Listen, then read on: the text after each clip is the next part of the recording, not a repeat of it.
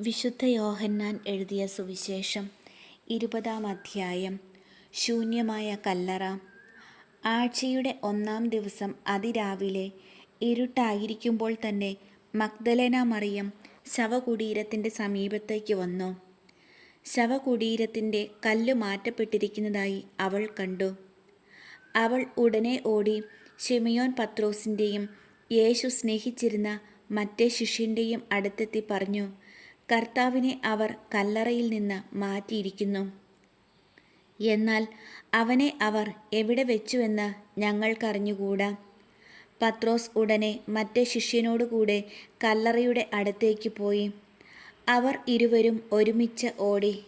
എന്നാൽ മറ്റേ ശിഷ്യൻ പത്രോസിനേക്കാൾ കൂടുതൽ വേഗം ഓടി ആദ്യം കല്ലറയുടെ അടുത്തെത്തി. കുനിഞ്ഞു നോക്കിയപ്പോൾ കച്ച കിടക്കുന്നത് അവൻ കണ്ടു. എങ്കിലും അവൻ അകത്ത് പ്രവേശിച്ചില്ല. അവൻ്റെ പിന്നാലെ വന്ന ശിമയോൻ പത്രോസ് കല്ലറയിൽ പ്രവേശിച്ചു. കച്ച അവിടെ കിടക്കുന്നതും തലയിൽ കെട്ടിയിരുന്ന തൂവാല കച്ചയോട് കൂടിയല്ലാതെ തനിച്ച് ഒരിടത്ത് ചുരുട്ടി വച്ചിരിക്കുന്നതും അവൻ കണ്ടു. അപ്പോൾ കല്ലറയുടെ സമീപത്ത് ആദ്യം എത്തിയ മറ്റേ ശിഷ്യനും അകത്ത് പ്രവേശിച്ച് കണ്ടു വിശ്വസിച്ചു. അവൻ മരിച്ചവരിൽ നിന്ന് ഉയർത്തെഴുന്നേൽക്കേണ്ടിയിരിക്കുന്നു എന്ന തിരുവെഴുത്ത് അവർ അതുവരെ മനസ്സിലാക്കിയിരുന്നില്ല. അനന്തരം ശിഷ്യന്മാർ മടങ്ങിപ്പോയി.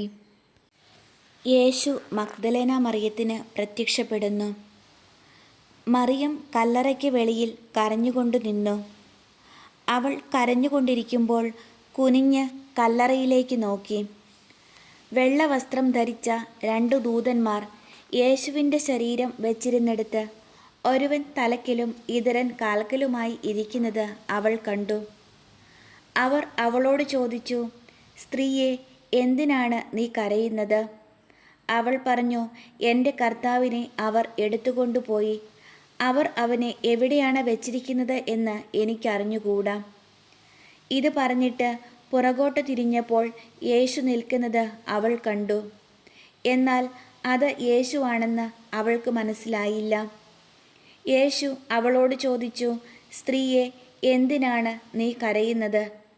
നീ ആരെയാണ് അന്വേഷിക്കുന്നത്? അത് തോട്ടക്കാരനാണെന്ന് വിചാരിച്ച് അവൾ പറഞ്ഞു, പ്രഭോ, അങ്ങ് അവനെ എടുത്തുകൊണ്ടു പോയെങ്കിൽ എവിടെ വെച്ചു എന്ന് എന്നോട് പറയുക. ഞാൻ അവനെ എടുത്തുകൊണ്ടു പോയിക്കൊള്ളാം. യേശു അവളെ വിളിച്ചു, മറിയം. അവൾ തിരിഞ്ഞ് റബ്ബോനി എന്ന് ഹെബ്രായ ഭാഷയിൽ വിളിച്ചു, ഗുരു എന്നർത്ഥം. യേശു പറഞ്ഞു, നീ എന്നെ തടഞ്ഞു നിർത്താതിരിക്കുക. എന്തെന്നാൽ ഞാൻ പിതാവിൻ്റെ അടുത്തേക്ക് ഇതുവരെയും കയറിയിട്ടില്ല.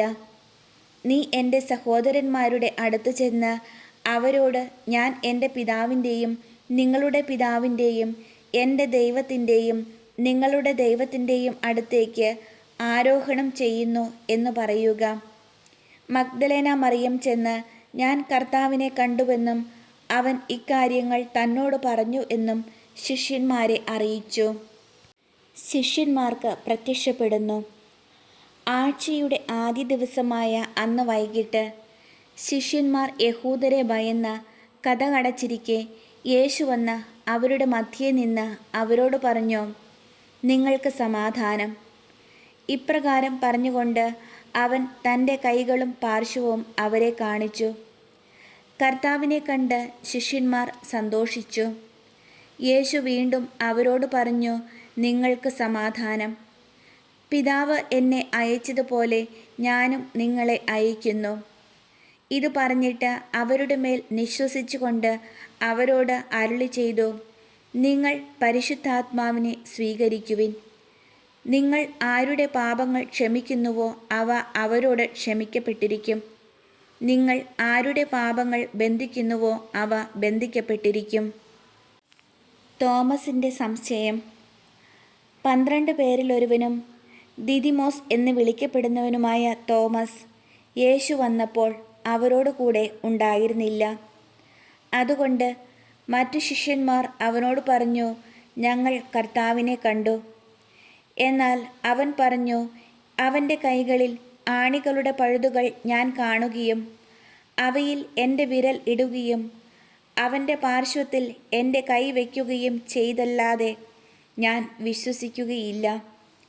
8 ദിവസങ്ങൾക്ക് ശേഷം വീണ്ടും അവൻ്റെ ശിഷ്യന്മാർ വീട്ടിൽ ആയിരുന്നപ്പോൾ തോമസും അവരോടുകൂടി ഉണ്ടായിരുന്നു. വാതിലുകൾ അടച്ചിരുന്നു. യേശു വന്ന് അവരുടെ മധ്യത്തിൽ നിന്നുകൊണ്ട് പറഞ്ഞു, നിങ്ങൾക്ക് സമാധാനം. അവൻ തോമസിനോട് പറഞ്ഞു, നിന്റെ വിരൽ ഇവിടെ കൊണ്ടുവരിക, എൻ്റെ കൈകൾ കാണുക, നിന്റെ കൈ നീട്ടി എൻ്റെ പാർശ്വത്തിൽ വയ്ക്കുക. അവിശ്വാസിയാകാതെ വിശ്വാസിയായിരിക്കുക. തോമസ് പറഞ്ഞു, എൻ്റെ കർത്താവേ, എൻ്റെ ദൈവമേ. യേശു അവനോട് പറഞ്ഞു, നീ എന്നെ കണ്ടതുകൊണ്ട് വിശ്വസിച്ചു. കാണാതെ തന്നെ വിശ്വസിക്കുന്നവർ ഭാഗ്യവാന്മാർ. ഈ ഗ്രന്ഥത്തിൽ എഴുതപ്പെടാത്ത മറ്റനേകം അടയാളങ്ങളും യേശു ശിഷ്യരുടെ സാന്നിധ്യത്തിൽ പ്രവർത്തിച്ചു.